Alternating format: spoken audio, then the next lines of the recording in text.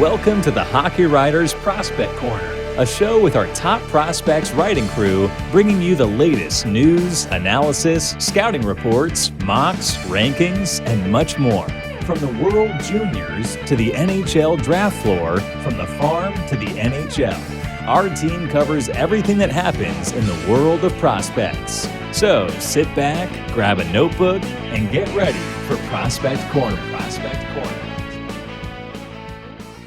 Hello, everybody, and welcome to another episode of Prospect Corner presented by the Hockey Writers. Today, we're going to be taking a look at the preliminary draft rankings from the NHL's Central Scouting Department. I'm your host, Logan Horn, and today I am joined by my co-hosts and fellow prospect analysts, Matthew Zator and Peter Baracchini. Peter, how are you doing today? Doing better, considering I missed last week's episode. We all know of the technical difficulties to recordings, and my screen was jumping all over the place. But good thing that everything is steady and in sync right now. So happy to be back, considering technical difficulties kept me away last week. Yeah, absolutely. We're happy to have you back. And for anyone listening or watching, if Peter disappears halfway through this episode, you'll know exactly why. You know why. Matt, how are you doing today? Doing good. I love it right now in Canucks prospects because there's tons of prospects that are doing so well right now and they just keep continuing.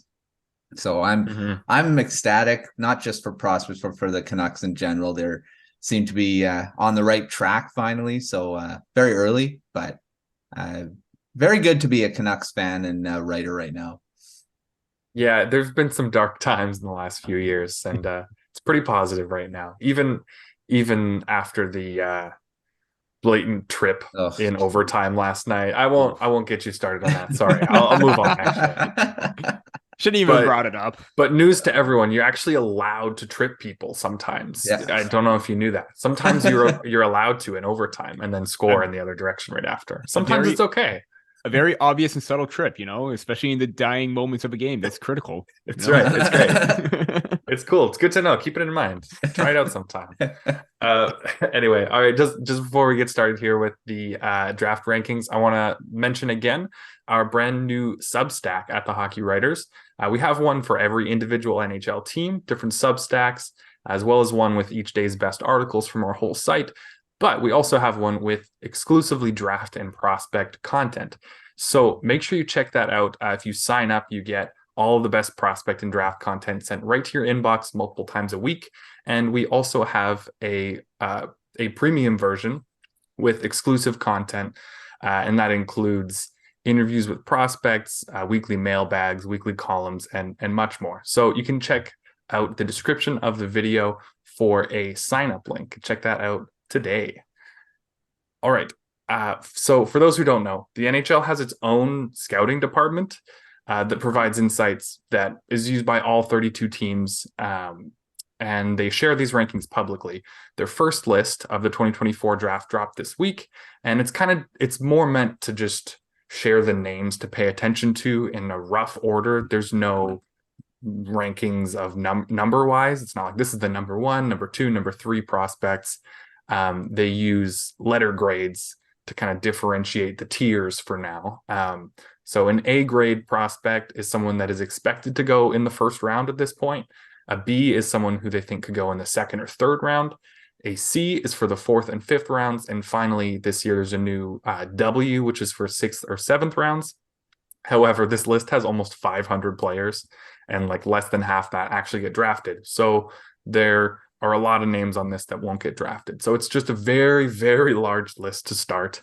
And so it's always really interesting to get a look at what kind of just the general sentiment from the NHL world is right now. So we're going to jump right in with some of the prospects who got an A grade here. There's 28 of them. So Matt, I'll come to you first. Aside from the top names that we've already talked about a bunch, who's someone that got an A grade that you think people should be paying attention to this year? Well, I mean, yeah, like you said, there's a lot of the main guys we've talked about many times. So of course, we're not going to mention Cole Eiserman, Macklin, Celebrini, those guys. Of course, we're going to watch those guys. They are already off to great starts in all their leagues. But I'm going to mention Adam Jecko from the Edmonton Oil Kings, who he's off to a great start too. 7 goals, 13 points in 14 games, so just under a point a game. He's been, we've got at the Hockey Writers, we've got Jesse Corbell Lynch, who covers the Edmonton Oil Kings for the site. And a lot of his takeaways articles, he's mentioned quite a bit. So he's doing pretty well. Coming over from Czechia. This is his first season in the North America in the WHL, and off to a great start. 7 goals so far, and that's pretty good for a guy that has to adjust to North American hockey and physicality, especially in the WHL. We've talked many times of how much tighter it is to score, and it's more closer to the NHL in physicality. So, I mean, to be able to adjust and score already at that point is pretty good. So keep an eye on Jekko. I think he could potentially be. He's only ranked by one outlet right now in the Hockey News at 30th. So I mean, he's one place thinks he should be going in the first round, and of course, NHL Central Scouting does as well. So keep an eye on him throughout the season in Edmonton here. Absolutely. Like the players coming over from Europe playing against grown men or playing in big junior leagues, they are coming to North America, are always wild cards. But it always helps when I think he's just under 6'5". Yeah. So that always helps. And that also helps NHL projection, honestly. And it helps NHL teams like you. So yeah, definitely someone to watch this year early on in the dub. Peter, what about you? Who's someone who got an A on this list aside from the big guys that you think people should pay attention to? You know what?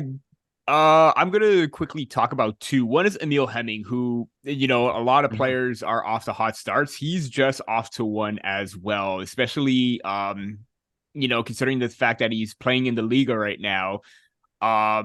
Tore up the U20 level with 14 points in 7 games. I mean, absolutely ridiculous. But, holding his own with 4 points in 14 games in the Liga. And obviously, when you're a young teenager and you're getting those reps in at the pro level, you're not going to get all the best minutes ice time wise, but he's being a little bit productive right now. And that's what you want to see in terms of a player that can finish, that has the creativity and the skill.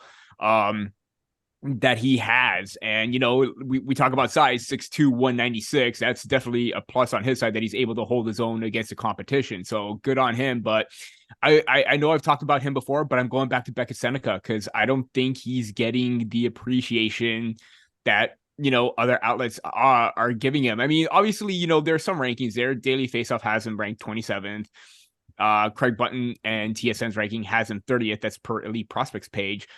I think this is a player that could go in the 15 to 20 range. I think he's got great puck skills, an underrated shot, has the creativity and the skill set to make moves in tight spaces, and he's a very dynamic playmaker with a very underrated shot. And I honestly think that he could do a lot more damage this season as it goes on. Obviously, he has 10 points in 11 games. The Oshawa Generals are not the best team overall. They're 4th in their division.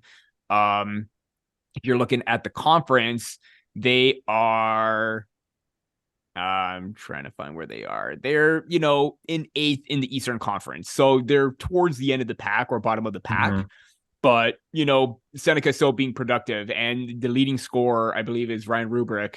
And he only has 11. So 1 point off from the team lead. Dylan Rubrick. Sorry, not Ryan. He has 11. Seneca has 10. 8 assists. Very, very strong playmaking center or winger that can do a lot of damage. Yeah, absolutely. I mean, there's tons of guys in here. We'll definitely talk about more of these guys throughout the year, I'm sure. I'll just quickly mention two prospects that got an A that you should pay attention to. Sasha Boisvert plays in the USHL. He's Canadian. He took the USHL NCAA route instead of the CHL, even though he got drafted, I think 12th overall a couple of years back into the QMJHL. And he just decided it was a better route for him to go USHL, college hockey. I think that's kind of telling about how prospects are starting to see the CHL. But he is a big center prospect, 6'2", skates really well, tons of skill with the puck. He can play on the perimeter a little. For now, we'll see if he can work on that in the USHL, but he looked great as a rookie there last year, even better so far this year. and then Ryder Ritchie, who was the rookie of the year in the WHL last year. And I feel like nobody talks about him. I feel like I'm going crazy. He's got so much skill. He was incredible for Canada at the Hlinka Gretzky. One of their best players behind Berkeley Catton, probably only behind Catton in my eyes, but excellent player, tons of skill. I really believe in that prospect. So those are some more guys, lots of people to pay attention to. But let's do the other side a little bit. It doesn't have to be anything crazy, but Peter, I'll start with you on this one. Were there any players that got an A that you were a little surprised to see on that list?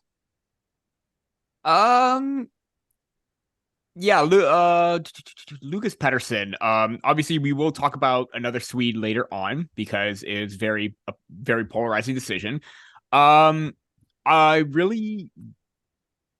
I can't say that I've seen quite a bit. I've seen him like a few spurts here and there, but I just need to see a little bit more before I could give him an A at this point. For me, I still think the top prospect is going to be said player that we're going to be mentioning on right now because we're going to have a lot to say. I'm just going to leave it at that. A little surprised to see him there. But yeah, everything else, it really is hard to complain about in terms of like the A rankings. But yeah. Lucas Pettersson, I just need to see a little bit more before I'm confident giving him that first round status. I always thought of him as like a second or third rounder, but we'll see what happens. Yeah, there's always a lot of time for things to change, but yeah, I mean, that's fair. It's a pretty solid list, though. The top 28 is pretty hard to argue with, and it's not even like a full first round. So, you know, they're doing their best. We're doing our best. Matt, anyone on this list that you were a little surprised to see? Anyone you thought maybe should be a little lower? Macklin Celebrini. No. He should be a fourth rounder. I don't know. Yeah. I haven't really been impressed. But no, I agree with a lot of with all of it right now. I mean, I agree with maybe Pettersson is a bit high on it, but he could definitely be a first rounder. Any of the other names, I'm really not surprised they're A's at this point. They've all already shown that they can be first rounders and be high first rounders potentially. So I'm gonna say that I don't have anyone that I'm gonna be crazy. Why the heck are they there? So yeah, there was only one person that I was even just like mildly surprised to see on the list. And that was Zeev Buium. I was not shocked to see him there because I have him just barely outside of my top 28, which is what this list is. And he could be 28th on their list. Who knows? Probably not, but he could be. I know he's played pretty well in the NCAA to start the year. Before this weekend, I think he had 4 points in his first 4 games. I think he now has 4 and 6, but that's still really impressive for a freshman defenseman. It's early. I don't know. It felt to me a little bit like an overreaction to a good start to his college hockey career. But it doesn't feel like that much of an overreaction. Like I think it's reasonable to put him in your top 28. I would not be surprised. But he was one that I just didn't expect the name. I think it's also important to mention that since this is the NHL Central Scouting and they have international scouts that work towards this together, it is also a pretty good spot to find some blind spots, personally for myself, especially I find with Russian prospects, but also just European prospects in general, because every time the first list comes out, there's someone in the first round that I'm like, oh, maybe I should be paying more attention to them. So, and usually those are Russian players. So like Matvei Shiravin is on this list. I was not familiar with him before the list, and I have been starting to scout him now, and I understand why he's there. I need to do more before I'll include him in anything of my own, but it makes a lot more sense. And someone who I was starting to do some work on, and I'm going to be digging in a lot more now that I see him all the way up here, is Igor Chernyshov, yes, another Russian prospect. So I think like his game. It's valuable. It's pretty valuable to have this resource, I think, for us, since we don't have the resources. We don't have coworkers that are working out in Russia to help dig into those. And those games can be pretty hard to watch and to follow. So it's a good resource. It's pretty interesting. So we're going to move on to some of the prospects that got B grades. So Matt, I'll come to you here. Who's a prospect that got a B that you think people should pay attention to? I'm going to go on defense now and talk about another bigger defenseman. That's Will Scan. He's one of the, again, defensemen that have to be in the NHL right now have to be able to skate, even though you are one of those big physical defensemen. 6'4", 212. He's very physical, very tough to play against. And he's also one of those guys you want to be able to, he's very reliable. You throw it on, at the end of games as well, to hold on to leads. But I mean, he's not putting up a lot of points, but in the NHL, you don't necessarily have to do that. You just, if you're able to, make people think twice when getting into your defensive zone, that's, I think, good enough for a lot of coaches.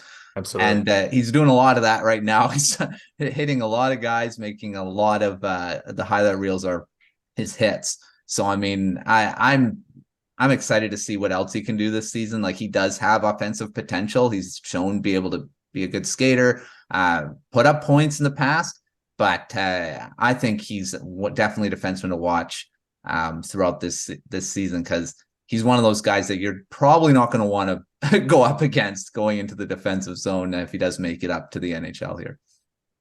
Yeah, definitely. He's someone that I was a little surprised to see go down into the B section, but then I remembered, well, there's only 28 in the top, so he could be 29, he could be 30, could be somewhere in the 30s for them, which is a little low in my eyes, but I agree. I think he's going to be a good prospect. The points aren't there yet, which might be part of why he's not in the A group, but definitely someone to watch. Peter, but what about you? Someone that got a B grade that you think people should pay attention to? Yeah, that's Luke Misa from the Mississauga Steelheads. And if that last name sounds familiar, it's because he is the older brother of Michael Misa. Obviously, the hockey bloodlines is strong with his family right now, but there was he will, like, heading into the season, a lot were really anticipating that he would have taken a big step last season. So a lot of people within the community were thinking, what's he going to do? And he is just off to a really great pace right now. 20 points in 13 games. That is good for 5th overall, or tied for 4th in the OHL. So impressive production right now, and he's standing out in a big way. And I really do think that, the last few seasons being, the shortened COVID season where OHLers had a really rough go where they didn't get to play a game. They got delayed a bit. It seemed to be one step behind in terms of his progression and his development. But I think we're now seeing what made him so special early on when, he was drafted. He's very dynamic offensively, and he works just as hard off the puck than he does when he has it to create those opportunities. He's very great at tracking down the puck, cutting down lanes, getting into position to break up plays. He's doing it all right now. And I think that's what many wanted to see from him last year, even though it was a little bit of a slow transition still in regards to how he can continue to develop. But I think we're now seeing what the full picture is for Luke Misa right now. And a very strong and smart, intelligent two-way center that's very creative. So he's one that I'm watching more of this season, and I think a lot of people should too. That's a great one for sure. I'll mention 2 quickly here again.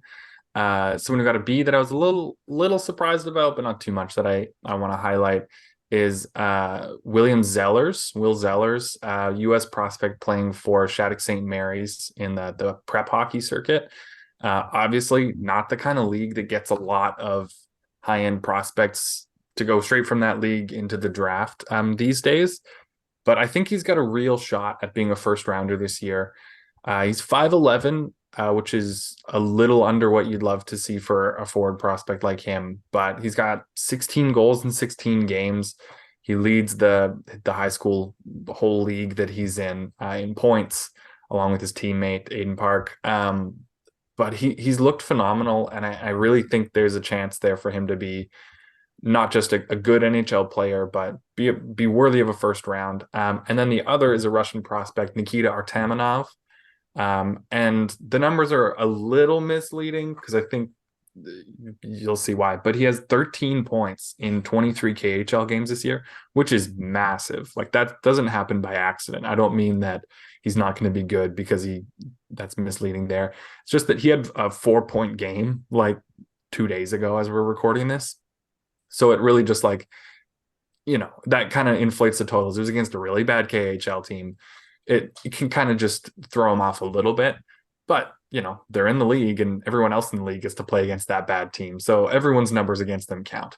But he's actually looked really good. He's gotten over 13 minutes a night on a decent KHL team, which is wild for a 17-year-old. That does not happen very often.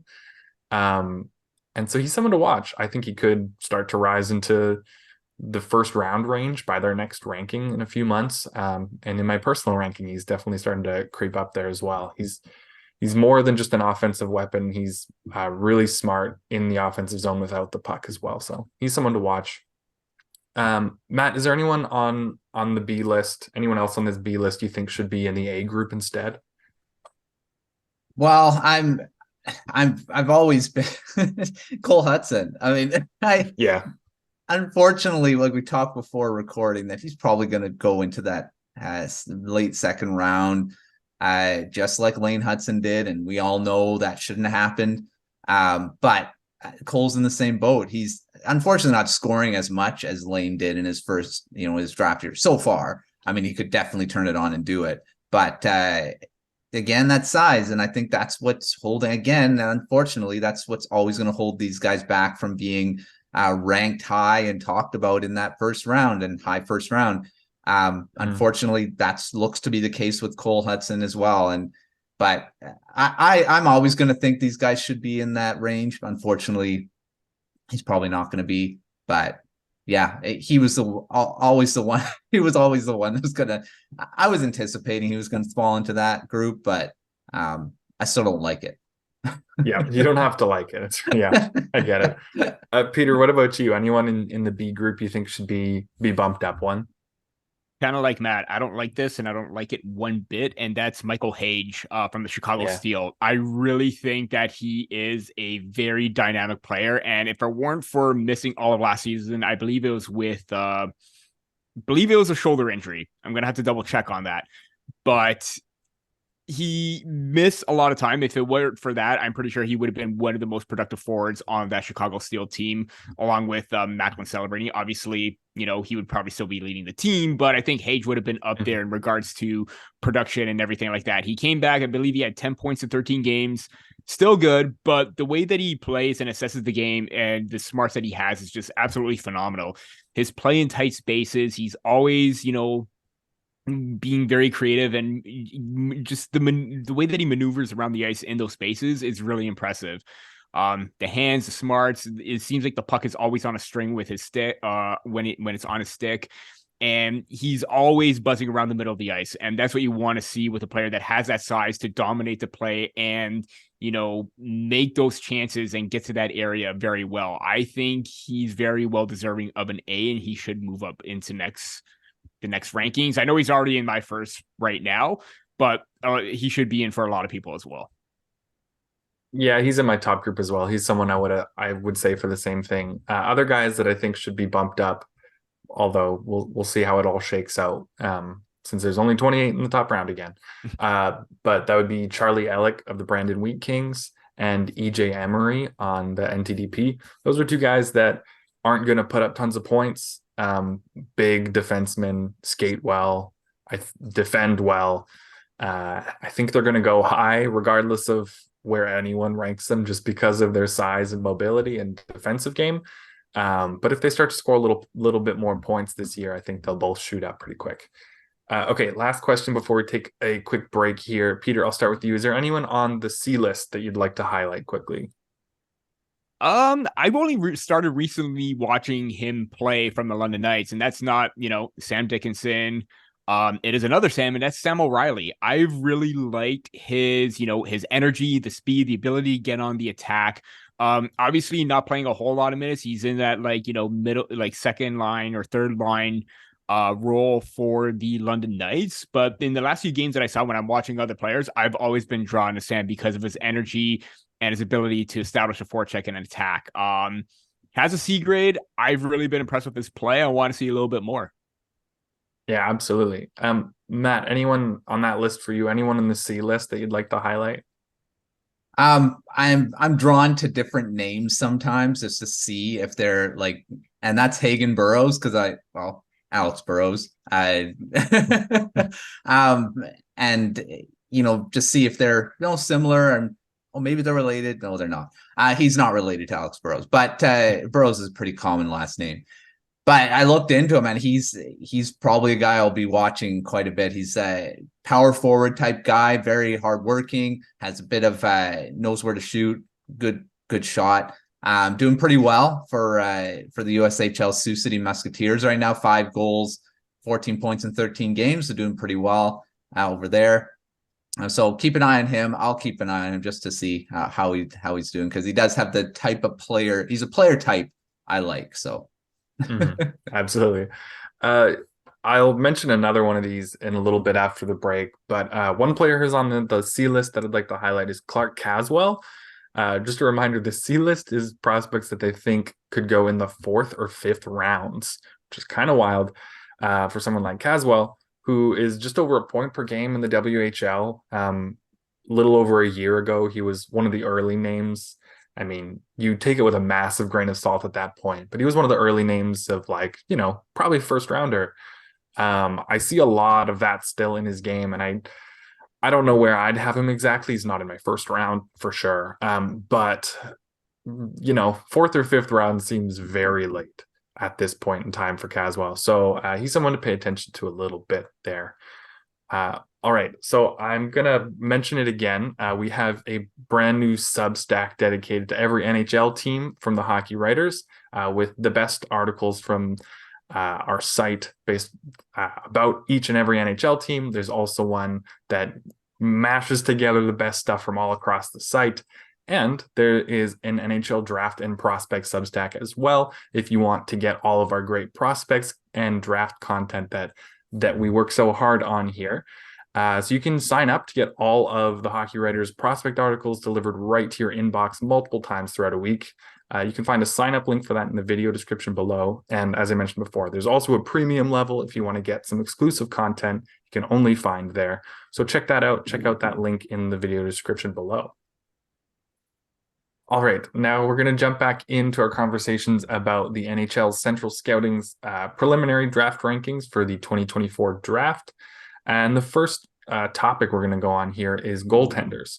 So the last 2 NHL drafts in 2022 and 2023, if I'm not mistaken, I believe we saw 0 goalies in the first round.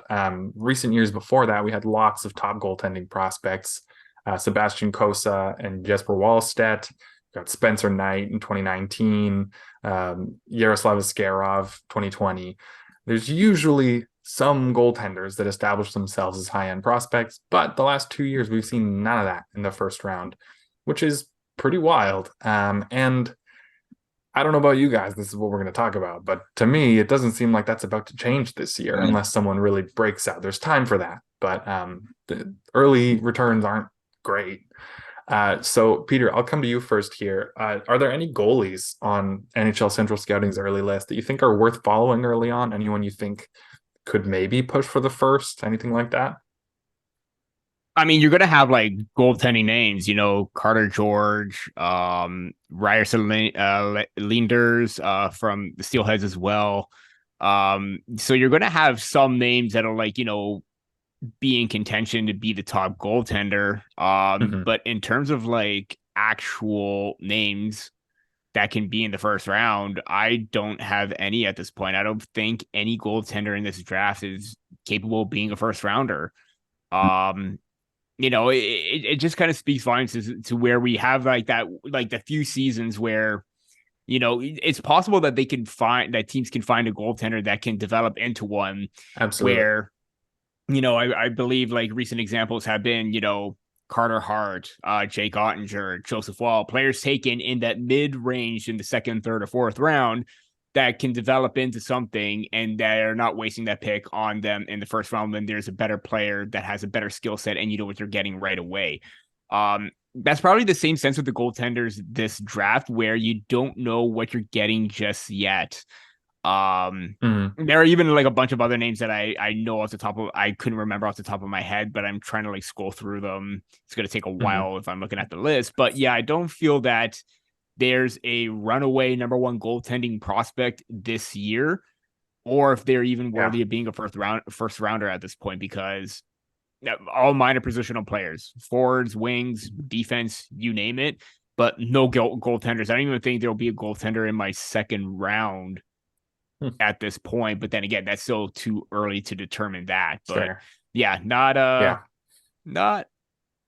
overly impressed to this point. Yeah, I think that's pretty easy to agree with. I do like what you said there, though, that like these guys at the top, like I'd kind of agree. Ryerson, Leenders, Carter George are maybe the ones standing out right now. Although I'm sure some European prospects will establish themselves, maybe some overage goalies, because they always kind of seem to come out of the woodworks throughout the year. But usually you've got the established guy already by this point, if there's someone that's going to be the star coming out of the first round. However, there will be at least one great NHL goalie to come from this draft. There is in almost every single NHL draft, almost every single one. Most of them have at least one great goalie coming out of the 5th, 6th round, somewhere random, because goalies are really difficult to judge because their development curve is so different from the rest of hockey players. It's going to happen. It's just, when you take someone in the first or second round, you hope you have a really good chance of that. And it doesn't really feel like anyone is quite at that level right now. Matt, any thoughts on that? Anyone stand out to you, or do you kind of agree with us on that one? I agree with the two guys that are probably going to be the two goaltenders off the board first. I mean, Leenders and George are definitely showcasing that in their respective leagues. I mean, Leenders is leading his Mississauga Steelheads at the top of the standings right now. I mean, George is, George has done very well as well. So I'm in agreement with that. I do want to mention one goaltender that's kind of been a bit. I mean, he is on this list. He's down in the W. Emil Vini, European goaltender. He's playing out. Make sure I'm saying where he's playing right here. He is. I have the wrong Emil Vini right now. Wait, no, I've got him right. He's playing in the Liga right now, and he's a guy that you could potentially, could be a later round pick. He's got the size for goal, great athleticism, really quick. So I mean, he could be a guy to keep an eye on, and he's one of those guys that could come over from Europe and go into the AHL and see how he does right off the bat, because that weird agreement with the CHL is in place with those guys, so you could see him earlier. So I'm just, I'll throw his name out there to keep an eye on. But yeah, he's probably going to be ranked to be top in the European goaltenders. So there's one guy. Yeah, absolutely. I mean, I agree with what you guys are saying. Like, they've both looked really good, Leenders and George. I don't know that I'm confident they'll be NHL starters. They're both right around 6 feet tall. They've been playing great.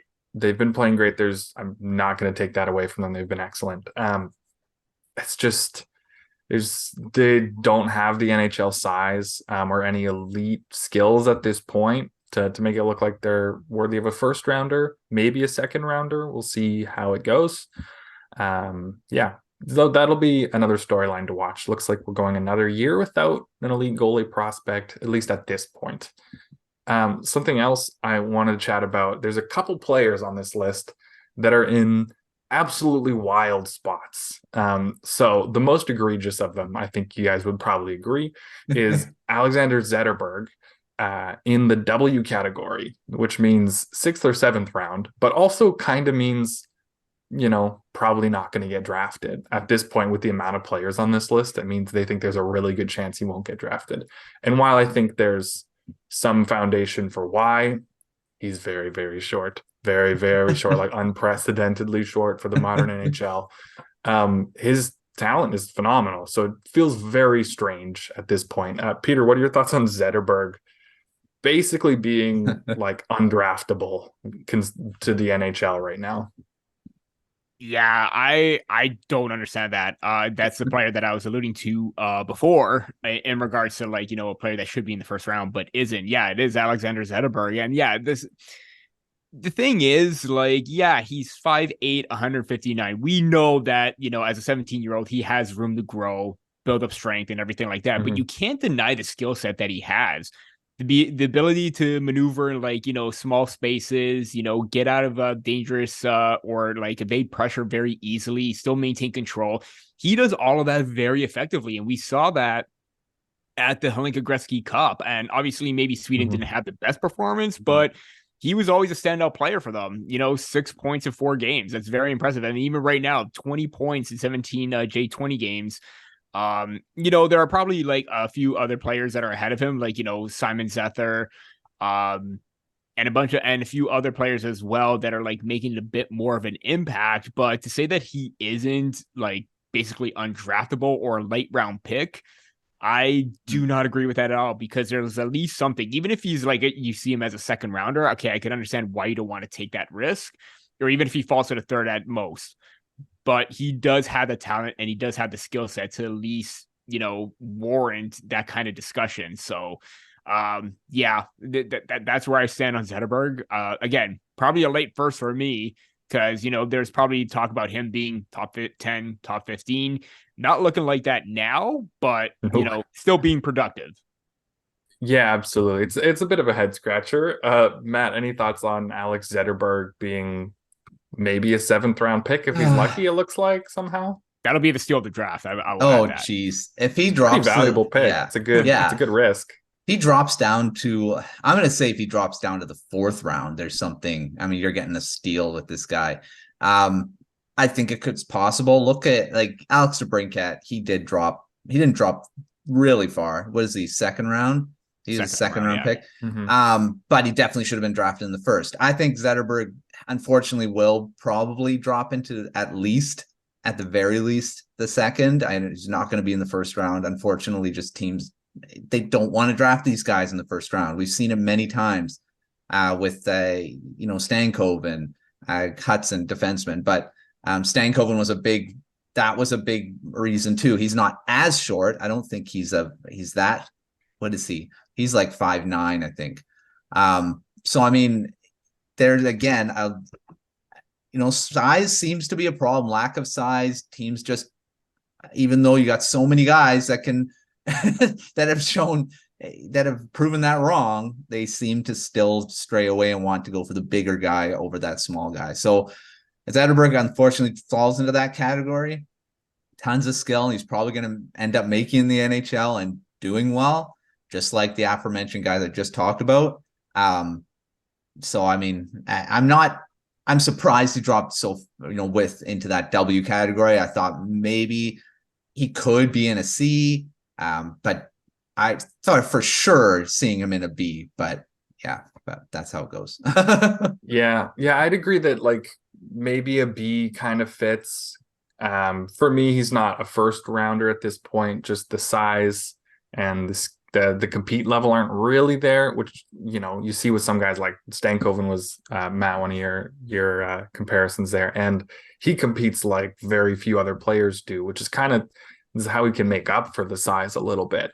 Zetterberg doesn't have that. Does have a ton of skill though, so it feels weird to kind of make him an afterthought in this ranking. So we definitely disagree with that. I think we can leave it there. We all agree that is nuts. He shouldn't be that low.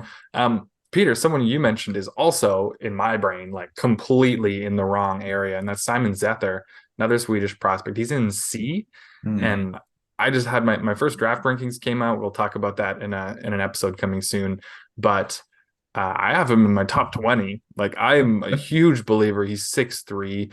He's dominated the J20 league this year, so to the extent that he's in the SHL already, and he's 17, and he's massive, and he competes really hard, and he has a great two-way game. It makes no sense to me to have him anywhere but A. Like, if you put him in B, you would have to explain yourself to me. But to have him in C is just wild. I don't know what happened there. Someone's got a personal vendetta against Zether, I guess. And then one player I want to mention who's not even ranked, and this is the craziest one to me, is Noel Fransén, playing in the J20. I last checked a couple days ago. I haven't checked his stat line right now, but he is leading all defensemen in that league in goals, and he's like last season, the most goals any defenseman scored in that league was tied between Axel Sandin Pellikka and another player, and I believe they had 16 goals, which was impressive. It was a solid total in a junior league. And so for Sandin Pellikka to do that as a draft year player was like, that's really impressive. That's solid. Fransén had, last time I checked a couple days ago, had 13 goals already in under 20 games. So he's going to score a lot of goals this year. He was leading all defensemen in that league in points as well. And he's not on this list anywhere. There are nearly 500 players on this list. It is insane to me that he's not on this list. They even have a built-in ranking for players who they have an LV, limited viewings, like someone that they know will probably land on the list, but they just haven't had the chance to watch enough to even put them on the list. I don't know why they included that, because there's no players ranked LV on this list. It's just kind of like, why did you even make that an option if you didn't use it? If he was on that list, I would totally have understood. Just like, give yourself a chance to have someone go watch and play some games. I'm assuming that's the reason he's not there. I don't know how they haven't had any viewings of him, because he's in a very popular junior league in Sweden. They clearly have a lot of scouts working out in Sweden. He better be on their next list. I don't know what to say. He's a top 2 round guy for me right now. Anywho, sorry. Another player I want to mention quickly too is Riley Patterson from the Barrie Colts. Player who last season was one of the dominant players in the Ontario Junior Hockey League for the North York Rangers. 73 points in 32 games. He can really rip the puck, and the offensive awareness that he has and the ability to get into the high danger area, into the middle of the ice, is very impressive. 5 goals in 12 games, not even as, limited viewing, similar to the player you mentioned. I don't know why I slipped my mind there, but yeah, so he's a player that wasn't on the list at all that I think should also be on there, because he's a very underrated goal scorer. And if teams want goals, this is a player that has some potential.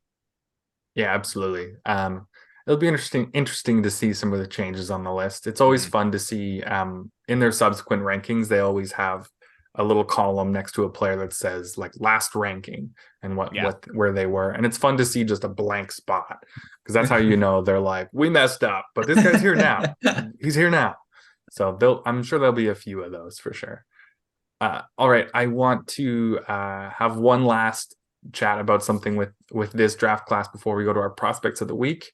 And so it feels pretty obvious at this point. Macklin, Celebrini, Cole Eiserman are kind of the top 2, although Celebrini feels like he's starting to pull away with his play in college hockey right now. Had 2 goals last night for us as we record, 2 more goals. He's had multiple goal games several times already to start the year. Those guys feel like they're starting to separate from the pack, but Celebrini even further. So I am going to ask you guys to rank those 2 players against the top 5 from last year. So last year we had Connor Bedard at 1st overall, Leo Carlson at 2, Fantilli 3, Will Smith at 4, and David Reinbacher at 5. So I'll tell you personally, for me, Celebrini would fit between Fantilli and Smith for me. So he'd be a comfortable 4th there in my eyes. And then I would have I'd have Eiserman just below Smith, but above Reinbacher. And that's a little bit of a tight one. But Smith is a center that's more valuable than a winger. And while he's definitely an offensive player, I see more of a complete game than Eiserman by a good bit at this point. So that'd be my pick. The top 3 is very strong. So if either of you have Celebrini or Eiserman breaking that would be incredible. Who knows? Could happen. Matt, what are your thoughts? Where would these 2 guys line up in last year's top 5 at this point? Well, I'm I'm just going to forget that their performance in the NHL right now, because all 3 have done exceptionally well to start. So I'm looking at how they were before they entered the NHL, because we don't know how Celebrini and Eiserman will do. They may blow it up in the NHL when they start too. So I'm going to say I am in agreement with with Celebrini going in between that. He's in the 4 hole. I don't think he's ahead of Fantilli, Carlson, and Bedard even before they entered the NHL. So I'm going to say he's 4. I'm gonna put Eiserman though in 5. Instead, like you said, you were saying Smith is ahead. I think Eiserman's just got more. I think he's got more potential to score more goals than Smith does, even though, like you said, the position does change it a bit. But Sure. I love Eiserman. I think he's going to be an Austin Matthews type goal scorer in the NHL. So I'm going to say he's right after Celebrini, which is what's going to happen in this draft as well. Feels like that's what's going to happen. Yeah, that's totally fair.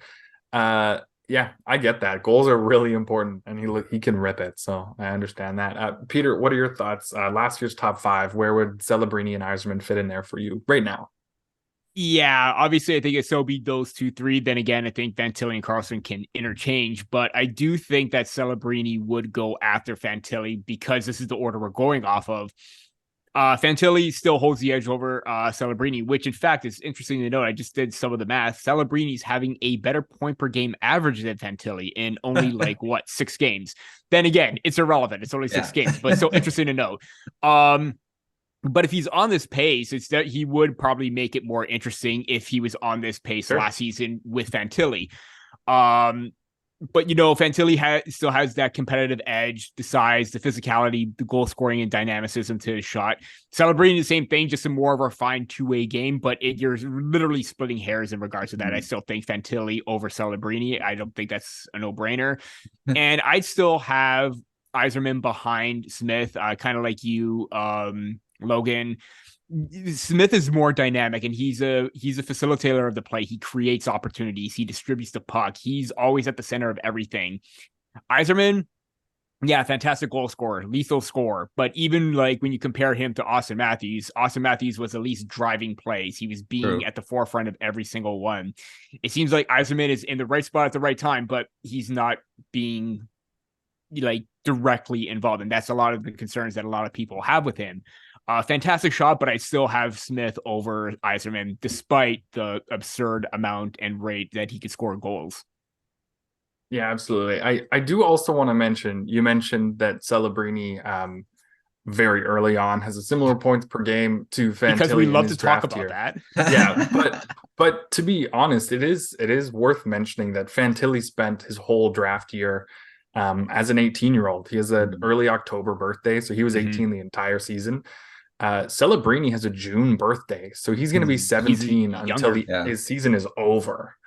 He's significantly younger, and he's doing this at this level. So I don't think it's insane to think that Celebrini could finish his draft year in a similar spot to Fantilli, or maybe be, on a similar level in the NHL someday. Because also look back at their draft -1 years in the USHL, and Celebrini broke all of Fantilli's records. So, it's not insane to think he's not as big, he's not as physical, but he's an excellent player. So it's not insane to talk about him in the same conversation as Fantilli, even this early on. I'll say that.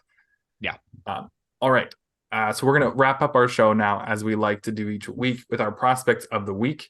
Peter, I'm going to come to you first because I know you had several last week, and and you missed out. So I want to give you the chance to talk about whoever you want. Who's your prospect of the week? Yeah, my prospects of the week last week were going to be the trio of players. I believe it was Connor Bedard getting his first home goal, Adam Fantilli his first goal, and Matthew Knies his first regular season goal. So that was going to be my trio of prospects, but it passes in the past. Let's not dwell on that. But I am going to pick from the Laval Rocket, or Montreal Canadiens prospect, Joshua Roy. Man, what a start he's off to the season in the AHL. Absolutely phenomenal right now. Leading the league currently, tied with actually Matt Archie Baines. 12 points in 7 games. But it was last week that I really took note of was a 5-point game that he had. And then he followed that up with 2 points against Belleville, 1 point against Rochester. So the consistency is there. The production is there. Only 2 games without a point for Roy so far this season. But, we're seeing why the Habs drafted him, or why he was available to them in the 5th round, because this is a player that had a lot of upside, a lot of issues, production and consistency, but he managed to overcome that. And he's been dominant since second and his last year, second last and last season in junior, already right now tearing up the AHL. I wouldn't be surprised if the Habs give him an opportunity and call him up at some point during the season. I know we probably talked about that in like some of the preview shows, but this is a guy that's standing out big time, and he's my prospect of the week. Yeah, it's a great one to recognize. He's been phenomenal to start the year. And yep, totally agree. I think I'd probably be a little more surprised if he doesn't get at least a short chance in the NHL this year. It feels like he's earning that, at least at this point. Matt, what about you? Who's your prospect of the week this week? Well, I'm not going to mention all the guys that I've mentioned on prospects of the week have all been guys. It's just like a given. You can the rotation of every single Canucks. Every time you talk about your prospect of the week, everyone should just remember Lekaramaki, Ulrichsen, Brstevich. Just remember all those guys real quick, and then listen to Matt's new prospect. Yeah. Those guys they're always there. Yeah, they're always there. Brstevich, just a shout out to him again. 12-game point streak right now, and he has only had one game without a point this season, and that was the first game of the season. Since then, points in every game, and multiple 3-point nights as well. He just had another one. He's